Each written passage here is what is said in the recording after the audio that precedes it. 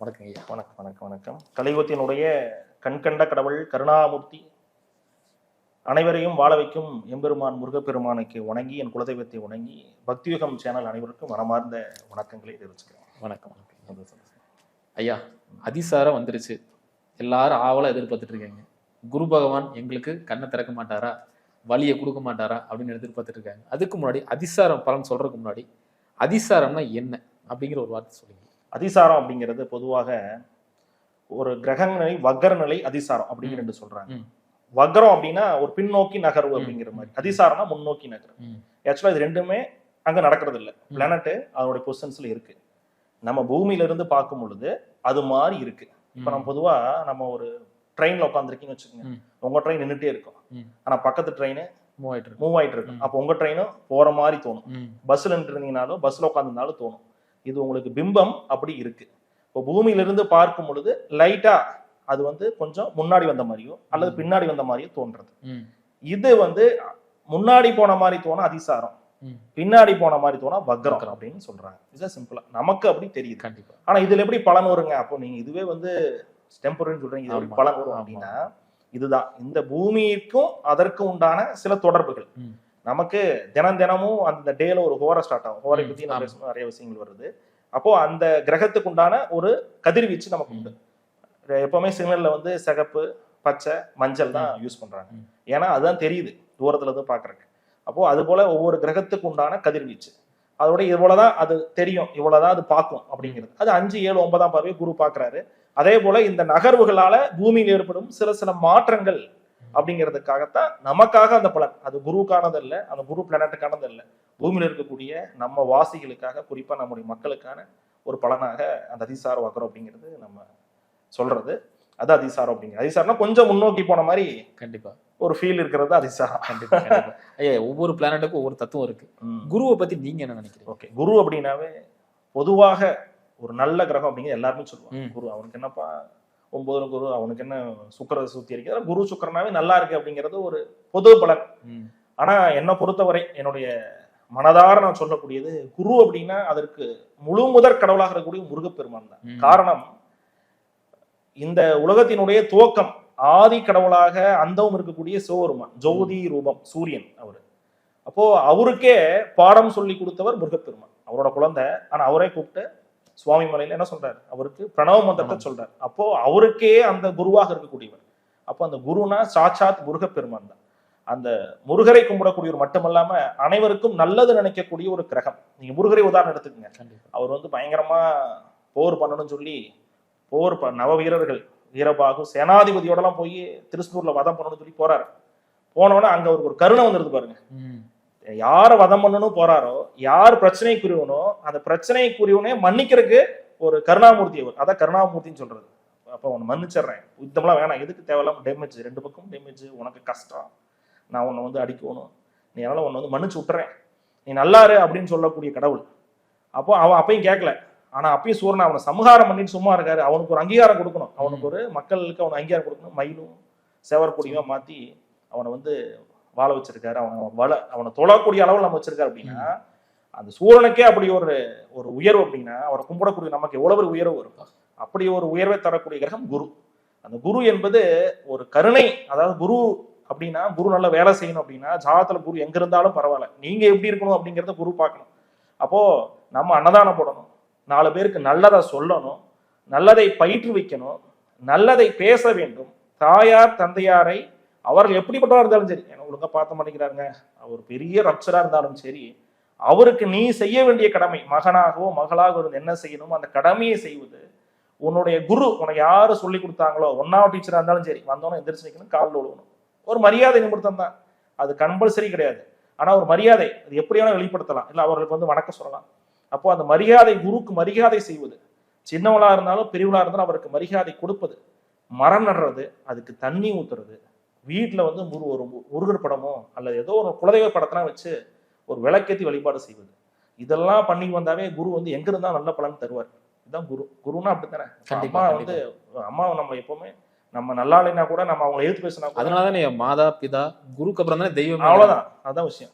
அம்மா நம்ம சத்தம் போடுறோம், ஆச்சா போச்சா அதுன்னு, நமக்கு தோசை விடாம போறா, சுட்டு போறதான் போறாங்க. பசியா வந்திருக்கான், சாப்பிட்டியா கேட்காம படுத்துட்டு போறாங்க, சாப்பிட்டியாப்பா அப்படின்னு கேட்க தான் கண்டிப்பா. போறாங்க. அதுதான் குரு. அப்போ குரு அப்படிங்கிறது முருகப்பெருமான் சாச்சார். என்னுடைய புரிதல் அடிப்படையில குரு எல்லாருக்கும் நல்லா இருக்கணும். ஏன்னா நல்லா இருந்தா தான், குரு நல்லா இருந்தா எல்லாமே கிடைக்கும். குருவர் இல்லை என்றால் எந்தவரும் கிடையாது. குரு இருந்தா தான் குழந்தை வரும், திருமணம் வரும், வாக்குப்பளித வரும். ஜோதிடர்கள் குரு முக்கியம். ஆமா. ரெண்டாவது பாத்தீங்கன்னா நமக்கு நல்ல சோறு கிடைக்கிறதுக்கு குரு நல்லா இருக்கும். பொதுவா நல்ல சாப்பாடு பெரும்பாலும் நல்லா பாத்தீங்கன்னா ஒருத்தர் இட்லி சாப்பிடணும்னு தோணும். இன்னைக்கு போய் நல்ல இட்லி சாப்பிடலாம் அப்படின்னா, போற கடையில இட்லி முடிஞ்சுமா 10 கடை 15 கடை ஏறி எங்கேயும் இட்லி இல்லாம கடைசியா ஒரு புரோட்டா சாப்பிட்டு தோசை சாப்பிட்டு வரால பல பேர். குரு நல்லா இல்ல, போய் சும்மா நின்றுட்டு இருப்பான், கோயில் தரிசனம் பண்ணிட்டு இருப்பான், கூப்பிட்டு பொங்கல் கொடுப்பான். அவன் குரு நல்லா இருக்கு, அவ ஏதோ நல்லது பண்ணிருக்கான்னு அர்த்தம். சிம்பிளா 4 பேருக்கு நல்லது செய்வது. குறிப்பா குரு வந்து ஜோதிட ரீதியாக 12 குரு, 8 குரு, 6 குரு, 7 குரு, ஜென்ம குரு, இதெல்லாமே சின்ன சின்ன துன்பங்களை தரக்கூடிய ஒரு பாவகமா பார்க்கப்படுது. இதுல எங்க குரு இருந்தாலும் அவங்க செய்யக்கூடிய ஒரு பெரிய பரிகாரம் சொல்லிடுவோம். அவங்களுக்கு சிம்பிளா கிராண்டான வளர்ச்சி தரக்கூடிய ஒரு நீட்டா ஒரு 5 பெட்ஷீட் வாங்கிக்கணும். எவ்வளவோ ஒரு 100-200 பெட்ஷீட்ல ஒரு பெட்ஷீட் வாங்கி நல்ல மனதுக்கு புரியுது, உங்க பொருளாதார கை கிடைக்காத போது 5 பெட்ஷீட், ஒரு 2 கொசு வலை, ஒரு 4-5 கொடை, 3 பொருள் வாங்கிக்கிங்க. அப்படியே வண்டி எடுக்கிறீங்க, அப்படியே போறீங்க, ஈவினிங் டைம் போனீங்க, ரோட்டோர படுத்து இருக்கக்கூடிய நபர்களுக்கு கொடுத்துட்டு அவன் ஆசீர்வாதம் வாங்கிட்டு வாங்க. அப்ப ஆசீர்வாதம் பண்ணுங்க. அவன் கொசுக்கடியில படுத்திருப்பான், நிம்மதி இல்லாம படுத்திருப்பான், தூக்கம் இல்லாம இருக்கும், மழை காலம் வேற, இப்ப மழை பெய்யும், இல்ல ஈரக்கடியா இருக்கும், கீழே ஈரமா இருக்கும், மேல ஒரு தார்பாய் விரிச்சு போட்டு படுக்கிற பல பேர் இருக்கான். நம்ம நினைச்சிட்டு இருப்போம் அவனுக்குலாம் என்ன, அவன்லாம் பிச்சு ஒரு நாளைக்கு இப்ப சிக்னல் நிறைய பிச்சை கேட்கறான். எல்லாரும் மனசு என்ன தோணும், பெரும்பாலும் கொடுப்பான். பாதி பேர் மனசுல தோன்ற சொல்றேன், இவன் ஒரு நாளைக்கு இவன் நம்மளோட சம்பாதிப்பானாட்டிருக்கேன், ஆனா அவன் பிச்சை எடுக்கிறான். நீ வந்து அவன் வண்டியில உட்காந்துட்டு அவனை நீ கமெண்ட் பண்ற. இப்போ உன்னை உயர்த்தி வச்சிருக்கான் கடவுள், நீ அப்படிங்கிறான். அவனுக்கு கொடுப்பதான் நல்ல பிளான். அப்போ ரோட்ல படுத்திருக்கான், அவனுக்கு இருக்கோ இல்லையோ, அவனுக்கு சோறு இருக்கோ இல்லையோ, நம்ம அதை பத்தி ஜட்ஜ் எல்லாம் பண்ண தேவையில்லை. அவன் ரோட்ல படுத்திருக்கான், அவனுக்கு கொடுக்கக்கூடிய நிலைமை நீ இருக்க, நீ வீட்டுல படுத்திருக்கேன். அப்ப அவனுக்கு போய் ஒரு பெட்ஷீட் கொடுக்கறது, ஒரு கொசுவலை கொடுக்கறது, 2-3 கொடையை கொடுத்தா மழை பெய்யும் போது அதுக்குள்ள கூட இருக்கும். அப்போ இது போல நல்ல உறக்கத்தை ஒருத்தனுக்கு தருவது, நல்ல உணவை ஒருத்தனுக்கு தருவது, இது ரெண்டும் பண்ணா குரு மிகப்பெரிய யோகத்தை கொடுக்கும். அது எங்க இருந்தாலும் சரி மிகப்பெரிய பலனை தரக்கூடிய அமைப்புகள் இருந்து உண்டு. அருமையா சொன்னீங்க. ரொம்ப வாழ்க்கை முக்கியமான தத்துவம்லாம் சொன்னீங்க. ரொம்ப ரொம்ப நன்றிங்கய்யா. இப்ப என்னன்னா ஒவ்வொரு ராசிகளும் நம்ம பார்க்கலாம். நம்ம பார்க்கக்கூடிய ராசி ரிஷப ராசி. கடந்த இதுல பாத்தீங்கன்னா 2ஆம் இடத்துல குரு இருந்தாரு, இப்ப அதிசாரமா 3ஆம் இடத்துல வராரு. நன்மைகள் தராரா அப்படிங்கிற விஷயத்த கொஞ்சம் சொல்லுங்க. ரிஷபத்திற்கு அதிசாரமாக குரு பயிற்சி அக்டோபர் மாசத்துல 18-10-2025 இருந்து 5-12-2025 வரைக்கும் அங்க வந்து அதிசாரமா குரு பகவான் வந்து 3ஆம் இடத்துக்கு வந்தார் ரிஷபத்துல இருந்து. ஓகே இல்லைங்களா? இப்போ இந்த ரிஷபத்திற்கு 3இல் வரக்கூடிய குரு என்னெல்லாம் பண்ணுவார்? ஏன்னா ரிஷபராசிக்கு இது வேற நல்லாதான் போயிட்டு இருந்தது, திடீர்னு அதிசார குரு பேசிங்கிறாங்க அதுங்கிறாங்க, ஒரு பயம் வரும் இல்ல. ஆனா பொதுவா சொல்லுவாங்க ரிஷபத்துக்கு குரு நல்லதே செய்ய மாட்டாங்க. ஆமா, அது வந்து பொது பலனா சொல்றாங்க, நிறைய பேர் சொல்றாங்க. காரணம் சுக்கிரன் குரு எதிரி. பட் இந்த குரு கிரகம் அந்த மொத்தமா 9 கிரகத்துல குரு வந்து எல்லாத்துக்கும் மேலானவர். அவருக்கு வந்து இந்த ஜோதிட ரீதியாக எதிரி இதெல்லாம் இருந்தாலும் கூட அவர் அனைத்திற்கும் மேலானவர். அவருக்கு ஒருத்தர் அடிபணிஞ்சா மிகப்பெரிய ஏற்றங்களை தரக்கூடியவர். ஆனா ரிஷபராசிக்காரர் அப்படி பண்ண மாட்டாங்க இல்லையா? கொஞ்சம் அப்படியே யாரப்பா நீ அப்படிங்கிற மாதிரி இருப்பாங்க. அப்போ கொஞ்சம் இந்த கிரகத்தை அப்சர்வ் பண்ணி அதற்கான அந்த கேரக்டரைசேஷனை கொஞ்சம் மாத்திக்கிட்டாங்க அப்படின்னா ரொம்ப நல்ல பலன் ரிஷபராசிக்கு கொடுக்கும். ஆனா சுக்கிரன் வந்து குரு பொதுவாக எதிரி அப்படிங்கிறனாலையும் ஜோதிட சாஸ்திரங்கள் அது எப்படி இருக்குனாலும் ரிஷபராசிக்கு எல்லா பணமும் ஒரு 50% தான் கிடைக்கும். 100 ரூபா கொடுக்குறாரு அப்படின்னா அங்கேயும் போய் கடைசி அவர் கைக்கு 50 ரூபா தான் போகும். அப்படிங்கிறது தான் ரிஷபராசிக்கு இருக்கக்கூடிய ஒரு பலனா இருக்குது. இந்த 3இல் குரு வரக்கூடிய இந்த அமைப்பு அப்படிங்கிறது துரோகிகளை வெளிச்சம் போட்டக்கூடிய காலகட்டம். ரொம்ப நாளா ஃப்ரெண்ட் மாதிரியே பேசிட்டு இருந்தாங்க, இப்பதாங்க தெரிஞ்சது. முகமுடியில கழட்டி, ஆமா முகமுடியெல்லாம் அப்படியே லைட்டா லெவலா கழட்டக்கூடிய அமைப்பு. அதே போல பார்ட்னர்ஷிப் பங்குகளை பிரச்சனை வரக்கூடிய ஒரு அமைப்புகள், அல்லது அதுல ஏதாவது ஒரு கணக்குல பிரச்சனை, அல்லது இத்தனை நாள் இருந்த ஒரு பிரச்சனை வெளியே தெரியறது, ரொம்ப நாளா ஓடவே இல்லைங்க தொழில், ஆனா ஏன் ஓடலை அப்படிங்கிற ஃபைன் பண்ணக்கூடிய காலகட்டம். ஏன் ஓடலை, ஏன் எனக்கு இது நல்லா இல்லை, ஏன் எனக்கு இப்படி இருக்கு ஜாதகத்திலேயோ அல்லது தனிப்பட்ட வாழ்க்கையிலேயோ, ஏன் எனக்கு இப்படி இருக்கு, ஏன் எனக்கு நல்லா இல்லை, ஏன் எனக்கு என்னுடைய வாழ்க்கை இப்படி இருக்கிறது அப்படிங்கறது யோசிக்கக்கூடிய காலகட்டம். அடுத்த 48 நாட்கள் எல்லாம் யோசிப்பாங்க, நல்லா யோசிப்பாங்க. அதே போல நமக்கு ஏன் பிரச்சனை வர்றது, உறவனுடைய விரோதங்கள், பழக்க வழக்கங்கள விரோதங்கள், நட்போட்டாரங்கள விரோதங்கள், அதீதமான மனக்குழப்பம், அதீதமான பணக்குழப்பம், ரெண்டுமே வரும். பணத்திலையும் குழப்பம் வரும், எங்க வச்சுன்னு தெரியாது, மறந்துடுவோம். யார்கிட்ட கொடுக்கறதும் பார்த்தீங்கன்னா நான் 1000 கொடுத்தேம்மா, இல்லை இங்க 2000 கொடுக்கணுமா, அந்த வரவு செலவுல பிரச்சனை வர்றது. அதே போல மனம் சார்ந்த குழப்பங்கள் வருவது, வண்டியில போகும்போது திங்க் பண்ணிட்டே போறது, எங்கேயாச்சும் போய் ஒரு இடிச்சு விடுறது, இது மாதிரிலாம் பாத்தீங்கன்னா ரிஷபத்துக்கு வந்து கொஞ்சம் குழப்பம் அதிகம் கொடுக்குற காலகட்டம். ரிஷபராசிக்காரர்கள் இந்த 48 நாட்கள் கவனமா இருக்கணும். அதே போல வரவு செலவுகள்ல மிக அதிக கவனமாக இருக்கணும். நட்பட்டாரங்கள் பழக்குழக்கங்களை கவனமாக இருக்கணும். வீண் வம்பு வாக்குவாதங்கள் செய்யக்கூடாது. ஜாமீன் கையெழுத்துகள் போடக்கூடாது. யாருக்கும் பரிந்துரை பைசூல் பண்ணக்கூடாது. இடம் பாகம் பிரிவு சம்பந்தப்பட்ட பிரச்சனைகளை பத்தி இந்த 48 நாட்கள் பேசக்கூடாது. ஒரு பாகம் கரார் பண்ணிக்கலாம்னு இருக்கிறாங்க, இப்ப பண்ணிக்கலாங்களா, போய் பேசலாங்களா, எங்க சித்தப்பாட்ட மாமாட்ட பேசுவோமா இல்ல எங்க பங்காளிட்டு பேசுவோமா, பிரச்சனை ஏற்படும்.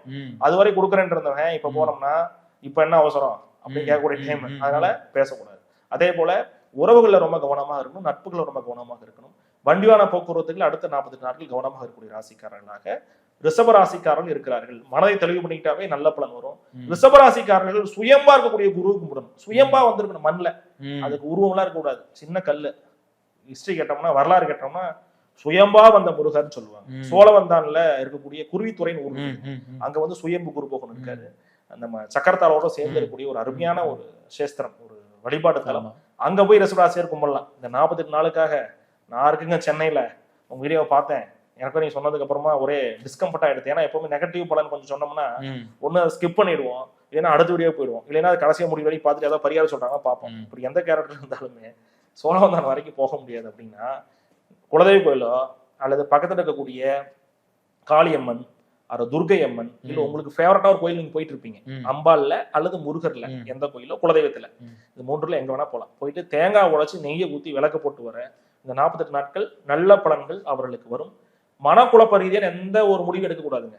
இப்போ ரொம்ப ஜாஸ்தியா கன்ஃபியூஸ் ஆகி ரொம்ப யோசிச்சு இந்த நான் முடிவு எடுத்தேங்க அப்படி ரிஷபராசிக்காரன் சொன்னாங்கன்னா அது கண்டிப்பா ஃபெயிலியர்னு அர்த்தம். அது வந்து நடக்காது அப்படின்னு அர்த்தம். அப்போ ரொம்ப யோசிக்க வேண்டாம், ரொம்ப டென்ஷன் ஆகிக்காதீங்க, லெவலா அப்படியே ரன் பண்ணுங்க.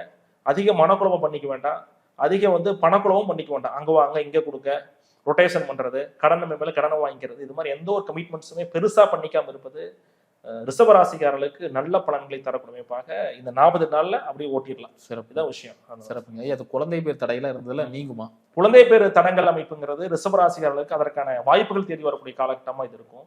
இருந்தாலும் கூட இந்த 3ல் வரக்கூடிய குரு பகவான் அப்படிங்கிறது குழந்தை பேருக்கான ட்ரீட்மெண்ட் பண்றது, IUI பண்றது, IVF பண்றது, இந்த டைம்ல போய் இனாகுலேட் பண்ணலாமான்னா பண்ணக்கூடாது, வெயிட் பண்ணணும். இதுதான் உங்களுக்கு நல்ல பலனை தரும். அதே மாதிரி வெளிநாட்டு வேலை வாய்ப்புல இந்த டைம்ல வருது, அதுக்கு அப்ளை பண்ணி போலாமா? வெளிநாடு வேலை வாய்ப்புகளுக்கு அப்ளை பண்ணலாம். அதற்கு பணம் கட்டுவது அல்லது அதுக்கு வந்து கேஷ் ரீதியான, அதான் சொல்றேன், பணக்குழப்பம் கொடுத்துட்டு இல்லைங்க நம்ம சேர்த்து வேணும் கேட்கற டைம், இல்ல கொடுத்துட்டு நீ கொடுக்கல அப்படின்னு சொல்ற டைம், இல்ல கொடுத்துட்டு அது எங்க போச்சுன்னு தெரியாத டைம்.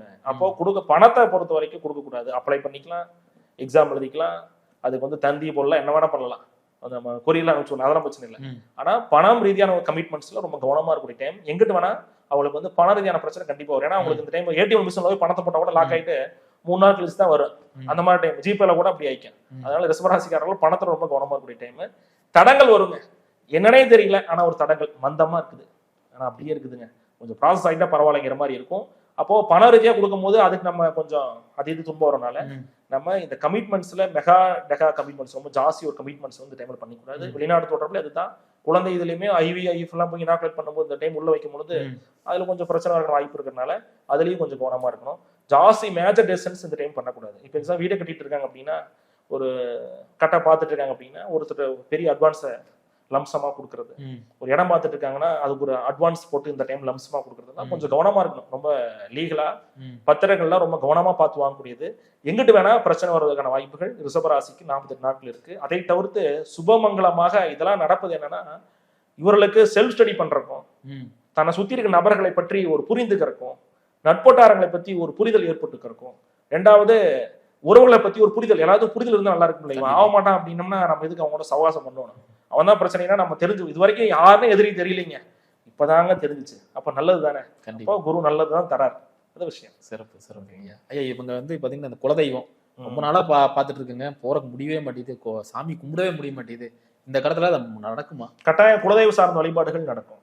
அதே போல முன்னோர்கள் சார்ந்த வழிபாடுகள் நடக்கும், பிதுர் சார்ந்த வழிபாடுகள் நடக்கும். முன்னோர்கள் அது அவங்களுக்கா தோணும். ஏன்னா இப்ப கஷ்டம் வந்தோடனே எதுக்கு ஜாதகம் தூக்குறாங்க? கஷ்டம் வந்தாலும் தூக்குவாங்க. கஷ்டம் வருது, இப்ப லைட்டா அப்படியே ஒரு என்னமோ ஒரு டல்லா இருக்குதுங்க, இப்ப என்ன பண்ணலாம், குலதெய்வ வண்டி கட்டு எடுக்க போவோம் அப்படின்னு ஆட்டோமேட்டிக்கா கால் வந்து குலதெய்வ நோக்கி போறக்கூடிய டைம். குலதெய்வ சார்ந்த வேண்டுதல்கள், குலதெய்வ சார்ந்த திருப்பணிகள்ல பங்கு கொள்வது உள்ளிட்ட பல்வேறு சம்பத்துக்கள் குலதெய்வ ரீதியாக அவர்களுக்கு கிடைக்கும். அப்ப ரிஷபராசி குலதெய்வ வழிபாடு செய்வது மிகப்பெரிய உயர்வு தரக்கூடியது. பொதுவாகவே நம்ம வந்து அவுடியில போகலாம், ம். பென்ஸ்ல போகலாம், லக்ஸஸ்ல போகலாம், மாரு சுசுக்கில போகலாம், எதுல வேணா போகலாம். டோல் 100 ரூபா கட்டலன்னு விட மாட்டேன், நிறுத்தி விடுவான் என்ன அப்படின்றோம். அப்போ நீங்க எப்படிப்பட்ட ஆளாக வேணா இருக்கலாம், ஜாதத்துல என்ன தசாபுத்தியம் நடக்கலாம், சுக்கிர குருசம் நடக்கலாம், குலதெய்வத்தை கும்பிடாம நல்ல பலன் வராது. இதுல குலதெய்வமே தெரியாதவங்க பல பேர் இருப்பாங்க, அவங்க கேட்டாலும் இதுதான் பலன். குலதெய்வத்தை கும்பிட்டாலே நல்ல பலன் வரும். இல்லையென்றால் இஷ்ட தெய்வம் எதுவோ அதை குலதெய்வமாக பாவனம் பண்ணி அதுவே எல்லாமே சொல்லி அதை கும்பிட்டுட்டே இருக்கணும். அப்போ குலதெய்வம் தான் மிகப்பெரிய உயர்வு தரக்கூடியது. எல்லா ராசிக்காரர்களுக்கும் ரிஷப ராசிகள் போறக்கான வாய்ப்புலாம் வரும். ஜம்முன்னு போயிட்டு வரலாம். அதுக்கு ஏதாவது நீங்க என்ன செய்முறை பண்ணுமோ பண்ணலாம். கண்டிப்பா. நன்றி. ரொம்ப சந்தோஷம்.